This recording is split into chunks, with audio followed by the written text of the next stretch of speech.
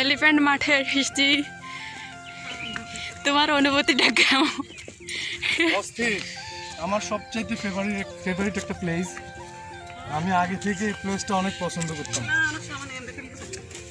আমার অনেক পছন্দ এই প্লেসটা, আমার ফেভারিট একটা জায়গা।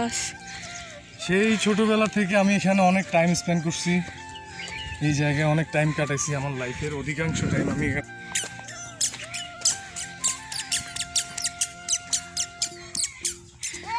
এলিফ্যান্ট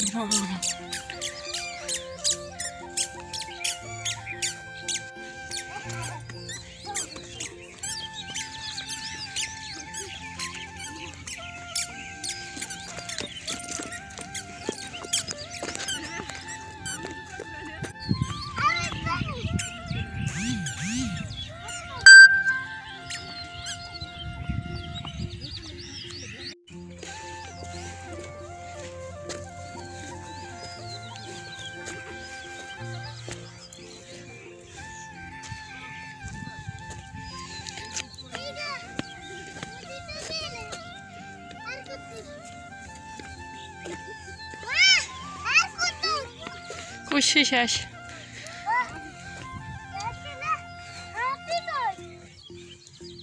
কোনায় হাতি?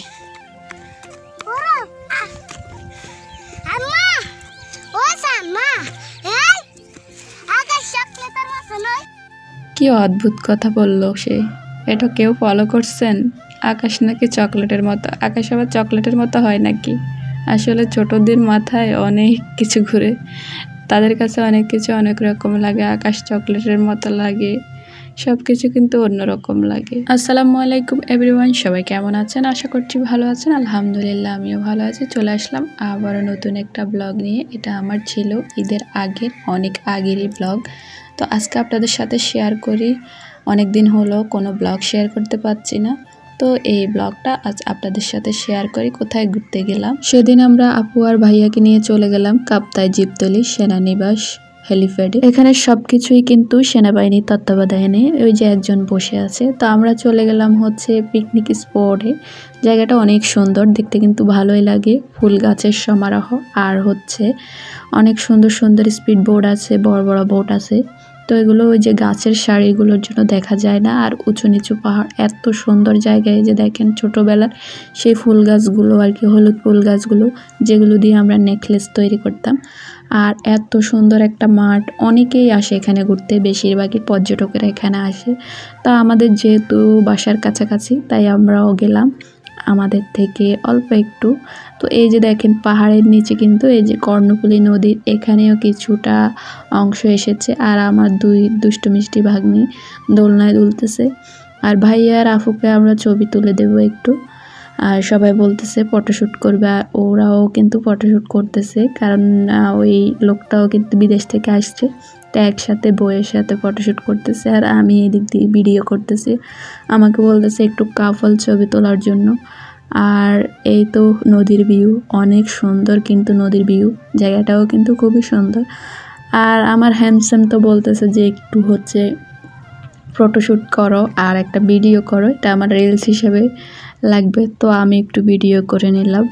আর এই দিক দিয়ে আমি বললাম যে এবার আমিও একটু ভিডিও করব, এটাও আমি রিলস হিসেবে দেবো। তাই আমি দোলনায় একটু ধুল খাচ্ছি, আর ওকে বলছে যে ভিডিও করে নাও।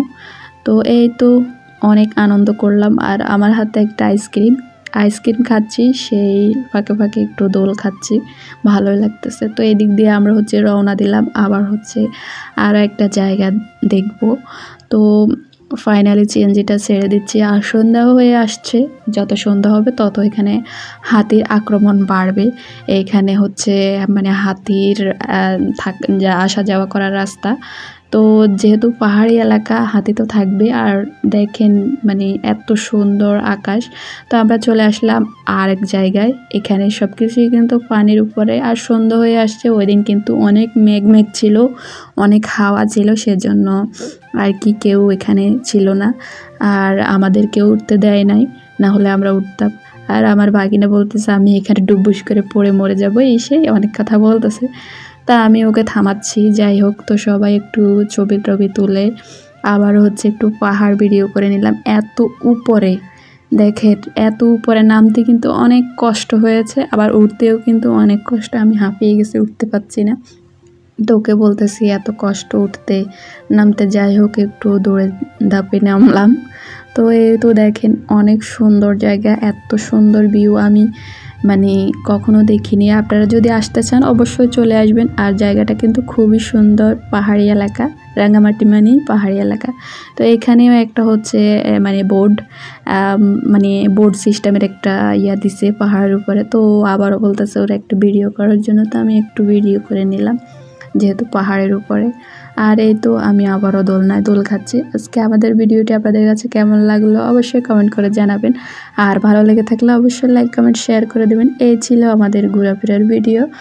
যদি ভালো লেগে থাকে অবশ্যই রাঙ্গামাটি কাপ্তায় চলে আসবেন।